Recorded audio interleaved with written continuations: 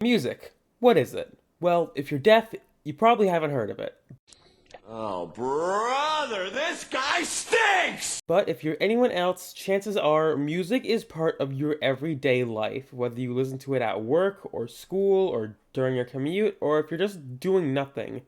I would be surprised if you said you don't listen to music, unless you're one of those aforementioned deaf people. Let's be real though, you already know where this is going. You have eyes to read the title. Probably. So let's get this out of the way. Why am I doing this 100-day challenge? Well, you see, if you're familiar with my channel, you would know that I'm a game developer working on my dream project Ascension, a lengthy RPG I worked on between things like work and college. If you're familiar with that, you would also know that I'm flat out broke, and haven't been able to commission music for quite a while. Now, that circumstance will change as time goes on and I get closer to finishing college as well as returning to full-time work. However, it made me realize that money is the ultimate thing that slows me down. So, I thought if I could learn to make music myself, then the rate at which the soundtrack gets completed could be theoretically doubled, as now it's not just one person making the entire soundtrack anymore. Saying I'll learn to make music is a lot easier than actually doing it. So, I've decided to follow a structured path. In the words of El Maxo, I think 3 months is the perfect time frame to make meaningful change in your life, and this sniper... And just like how he spent 200 days learning Spy and Sniper in the funny hack game, I'm going to spend 100 days learning music. Ideally, I'll spend around 2 hours per day, totaling to 200 total. Though I should clarify that I'm aware these are just arbitrary numbers that don't necessarily equate to skill. These are just goals for me to aim for, that'll hopefully keep me on track to actually learning music. On top of that, I'm not going in blind. I asked 2 of my friends who know music for some things to try and learn, as well as some general tips, and I'll be sprinkling these things throughout the video. On top of that, I'm not entirely new to music. I was in band for 1 year of middle school. I played trumpet, by the way, and from the beginning to the end of January, I spent time trying to understand the software I'm using, FL Studio, and I even managed to make a song I actually liked. At the time. But I had to stop when school started, as it didn't leave me much time to really dedicate to it without dropping game development. That's basically it though. I have no other composition or music production experience, and you'll definitely see that as we get into this... challenge? I'm not sure if that term really fits here, but whatever, I don't care. Let's dive right into the challenge. Yes, this is my attempt at a transition, shut up.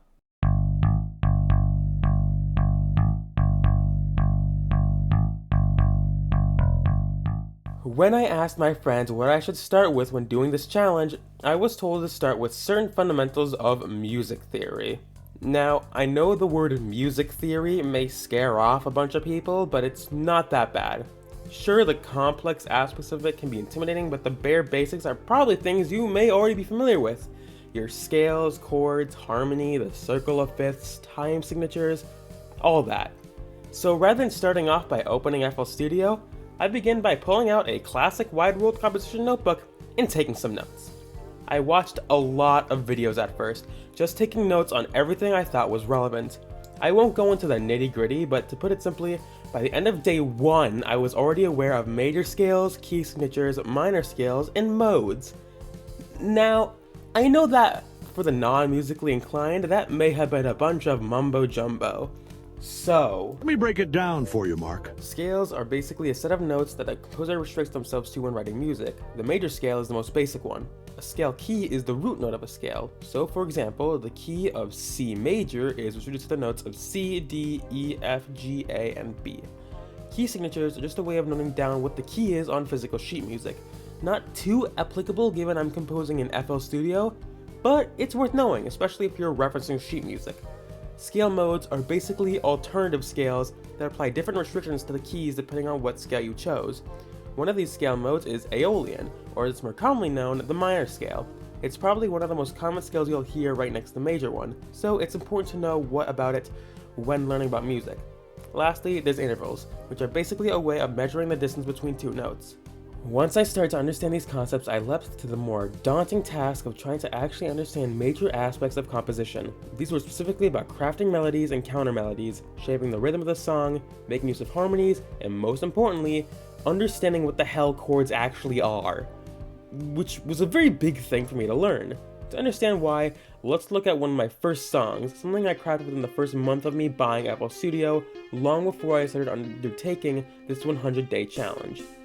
I won't dwell too much on the details of this song, but what's most important is this pattern here, which I labeled a trumpet chord, which is a bit of a misnomer, because they really aren't, at least not in a beginner's understanding.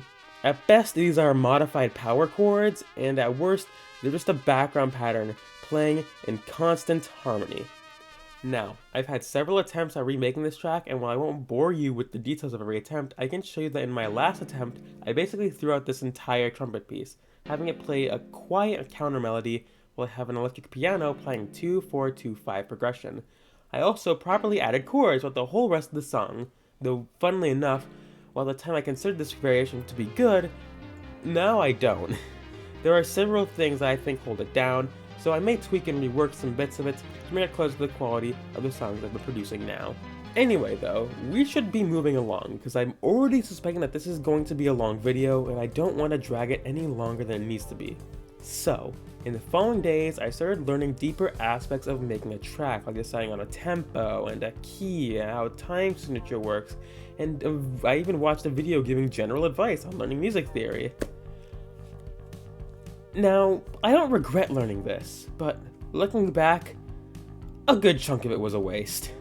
Learning the basic concepts of time signatures was good, but honestly, I couldn't really do anything with them until after I already finished this challenge, because they can be pretty hard to grapple with and use properly unless you already have a good feel for composing music. I also put way too much merit in the idea of picking a key and tempo of a song from the start. To put it simply, I generally choose my key at random. I choose my scale based on the tone of the song, then I just put down whatever idea I have in my head at the time, and then I'll raise or lower the tempo until the speed the music is played at matches what's in my head. There's no real need to overcomplicate things. Sure, once you're more experienced, you may find that there actually is much greater purpose to making these selections, but as a novice, I have the luxury of being too stupid to really give a shit. Moving along though, after days of watching videos and taking notes, I moved on to the next step of my journey. You see, as I said earlier, I asked my friends for advice prior to starting this challenge, and one of those pieces of advice was to transcribe songs by ear, and roughly recreating them. Specifically, one of my friends recommended I recreate pop songs, mostly because they aren't really complicated compared to some other works, which makes recreating them by ear much easier. However, I chose not to do that, because I am one of those people. You know the ones who almost exclusively listen to game soundtracks instead of having any actual taste in music. So instead of recreating a pop song, I tried recreating whatever tracks from my favorite games came to my mind.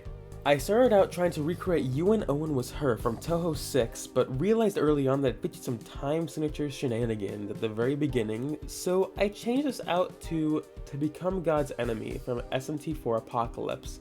I was able to recreate a chunk of it, but quickly found that some finer details were beyond me, and that rather than continuing, I chose to move on to another song instead. And to not drag this part out any further, that's basically what this entire part of the challenge was. I would recreate a song for a day, maybe 2 or even 3, before giving up and moving on to the next. This went on all the way until day 25, where I decided I need to make some change. But before I did that, I discovered something interesting. A website called musictheory.net, which contains several ear training exercises I was convinced that doing would help me out a ton. And so, starting from day 10, I would start my music sessions with each of these exercises, doing them until I got 20 correct guesses on each one. The plan for this was that I could use this as tangible proof that I was improving, because obviously the numbers couldn't lie, right? I was already imagining the end of this video where I would compare the stats from day 20, which would be 10 days of doing the exercises, to day 100, where I could show just how much better I had gotten. I'm saying this all now because things didn't quite go how I wanted them to. I'll explain later. For now, just keep in mind that during all this, I'm starting my sessions off with at least 20 minutes of these exercises.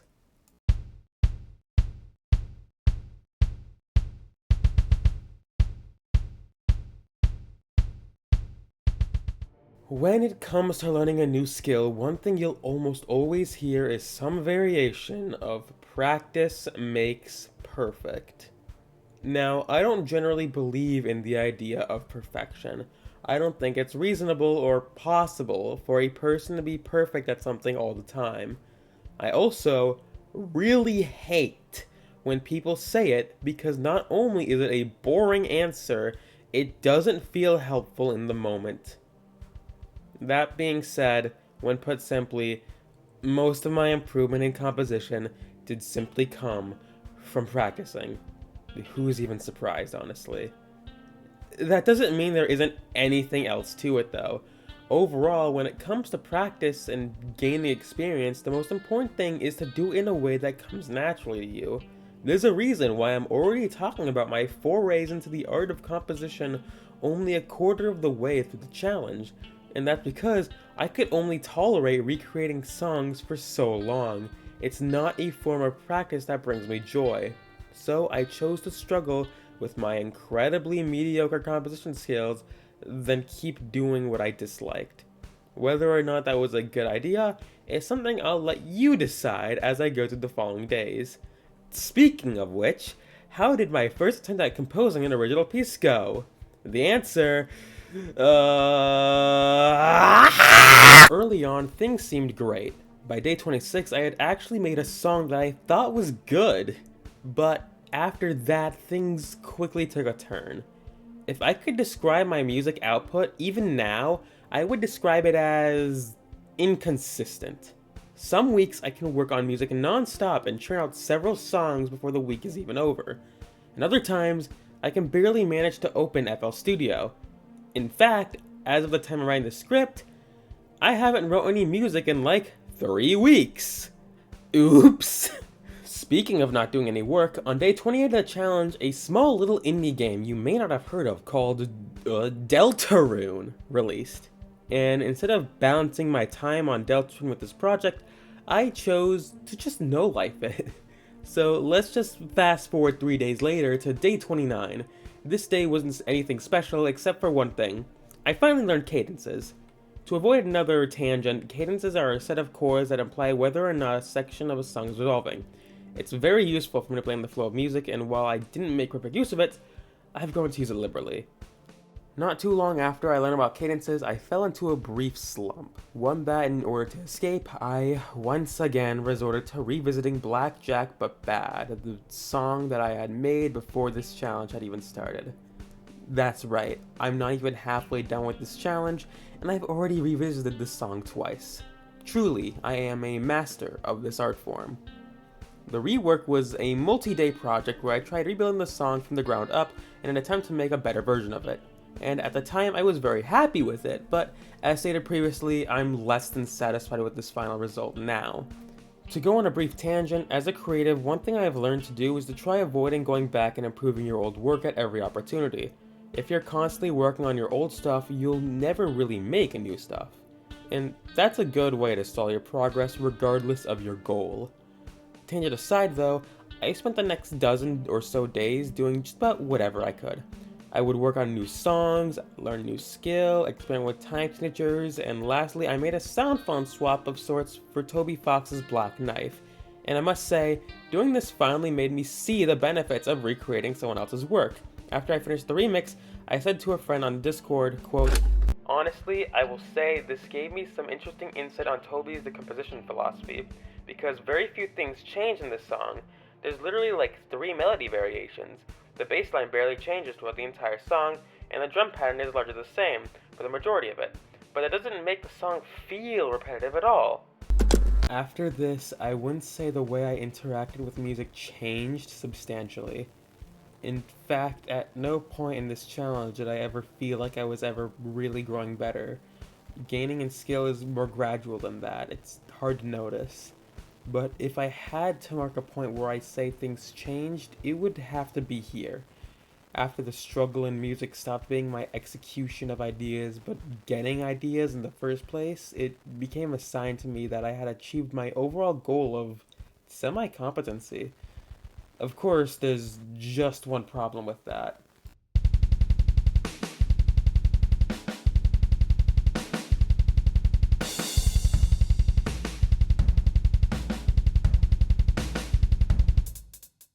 This part of the challenge was very odd because, well, in these videos, the goal isn't usually achieved until the end, and usually with a game plan to fill up the rest of the time if it's achieved even slightly earlier. Here, however, I for once did a good thing and set a modest goal for myself. I knew I couldn't become an exceptional composer in 3 months. All I wanted to do was be able to semi-reliably execute musical ideas, and I was able to do that. But I did it a lot sooner than I anticipated. Because of that, for the last half of the challenge, I was just sort of getting as much practice in as possible. Now, that's not to talk down on the benefits of practice and hard work and all that good stuff, but you have to admit, it's a pretty lame way to end a 100-day challenge. Spending half of it doing the actual challenge and spending the latter half just doing the same thing as the first half, hence the asterisk in the title. That being said, it wasn't all practice. I took some time to watch more videos on composition, specifically some videos by the illustrious 8-bit music theory. I also had multiple attempts at trying to do a song with some weird timing signatures, and not to spoil the fun, but I never made a version of those songs that I liked until after the challenge was over, so oops. At the very least, you can have a small taste of it. Aside from that, there is one thing I want to note about. Remember the ear training I mentioned earlier? Yeah, near the end of the challenge, I had a week-long vacation with some family in Wisconsin, and for the entire week leading up to it, I somehow managed to forget to do my exercise at the start of my sessions, meaning that there was a massive hole in my data. So, what did I do when I got back home and discovered this? I immediately stopped doing this exercise and had a lot more fun at the start of my sessions. Yeah, let's talk about that. So, I know this may be controversial because of how much the praises were sung Oh, brother! about ear training, but I can't lie to you all. Ear training fucking sucks. I said it, and here's why. In my opinion, you should never go straight to ear training if you're new to composition or music in general. Over the course of the 80-ish days I did it, while I did see some improvement, overall my results for most categories were stagnant, and I found no notable improvement in any of my abilities that I could attribute to the training. In fact, I found that if anything, my ability to transcribe notes by ear just sort of came with practice. So, yeah, if I have one thing to say to anyone inspired to follow my footsteps, don't do ear training right away. It's a waste of time that you could be spending improving your ability.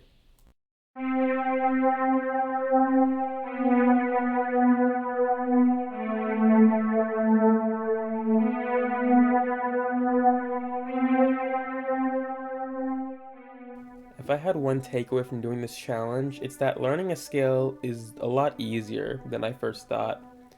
I'm saying this over and over again because, in retrospect, I just find it unbelievable. In this 100-day challenge, I completed it on day 50. Like, it wasn't easy, especially in the moment-to-moment experience of learning a skill, but in the long term, learning to compose music was laughably easy. I think it's taken me longer to stop procrastinating and write this script than it did to actually learn to compose. I emphasize this because nowadays, with the rise of plagiarism machines like ChatGPT, Grok, and all other AI slop adjacent tech, it's created a wave of people unwilling to create because a machine trained on the stolen work of others can do it for them. And while I don't know any of these people enough to make assumptions about why they do it, at the very least, I can get why one might find the appeal for it. For a long time, I thought it was too late for me to learn a creative skill.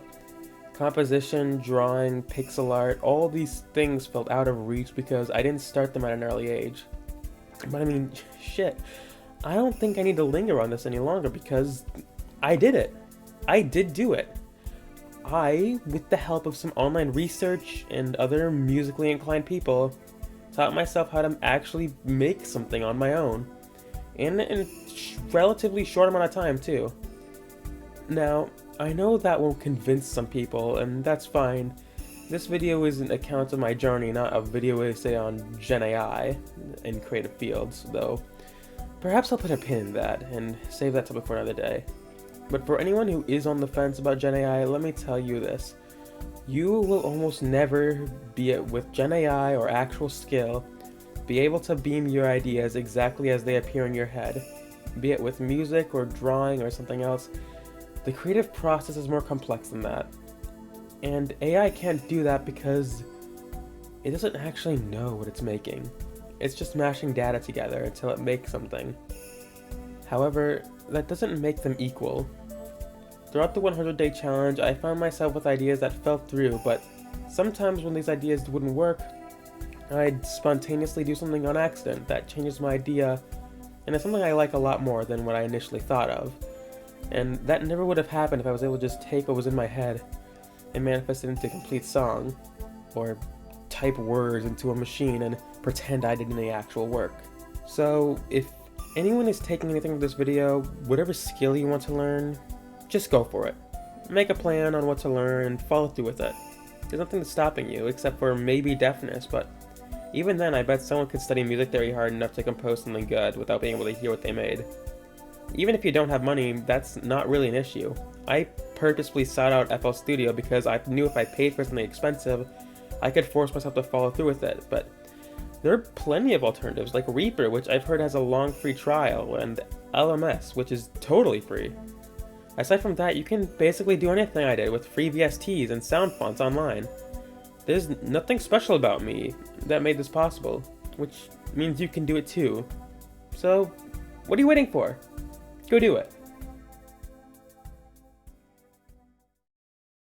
This video took an unreasonably long time to make, and it's entirely my fault. There's a reason I quote-unquote quit trying to be a proper YouTuber years ago, and it's that actually making a video takes a lot of time and focus that I'm just not able to consistently give out unless it's like a devlog or something. The only reason I did it here was another way of forcing myself to follow through with this project. If I made it productive outside of getting a new skill for Ascension, then it gives me more of a reason to tough out the hard parts. Speaking of Ascension, as I previously mentioned earlier in this video, I've been working on a turn-based RPG for about 6.5 years now. Most of that work has been making the main story campaign, but this project has been one huge step toward being able to work on other aspects of my game by myself. Since aspects like art and music are very expensive to commission, being able to contribute myself helps a lot. Not just by saving costs with money in abundance, but also filling production speed what it is. And while I don't plan on doing a lot of YouTube stuff, I absolutely plan on doing this some more for other aspects of game development like pixel art and maybe even digital illustration. Now, if you're interested in seeing more of these videos sooner or are interested in supporting my game, I have a Patreon where I give weekly updates on all my projects, including Ascension and whatever video I'm making at a time. I also, on occasion, ask for feedback on my ideas for Ascension, and if you pay for a $3 tier, you get early access to my videos a week before they come out, including this one. This was out for a whole week. You may even see a comment from before this video was published. Of course, regardless of what tier you pick, you'll get a shout out at the end of my projects. Speaking of which, I'd like to give a thanks to my patron Makura. They've been supporting me for quite a while now, and I can't overstate how much I appreciate that. I'd also like to thank my friends Peffy and Alume. They're the music friends I mentioned throughout this video. They're the ones who gave me basic things of like a list to start out with, and they also gave me general advice and feedback on any tracks I made. Without them, this process would have been longer and required a lot more research going in. Hell, maybe this actually would have been a 100-day challenge if I didn't have them, so I gotta thank them for that. If I had one regret when it came to making this video, it would be the strict regimen I put myself through. 2 hours every day sounds good on paper, but it made managing my time a living hell, especially when I had plans with people during this challenge. I can't imagine like trying to do this during school, or if I had a full-time job and just had less time on my hands. If I return to this video content again, I'll definitely come at it with a more fluid approach. I'll probably keep a time goal, but I won't force myself to do it almost every day I'm available. And as you notice, there were days where I would get basically nothing done, and that's exactly like the opposite of productive. By only practicing with the time I have available and doing it when I'm actually having ideas, I imagine it'll result in an overall more entertaining video for you guys. Anyway, thank you for watching this video. It's by far my longest, being 9 pages of script at this point, so if you stick around, I greatly appreciate it, and hopefully I'll be seeing you again in the next video.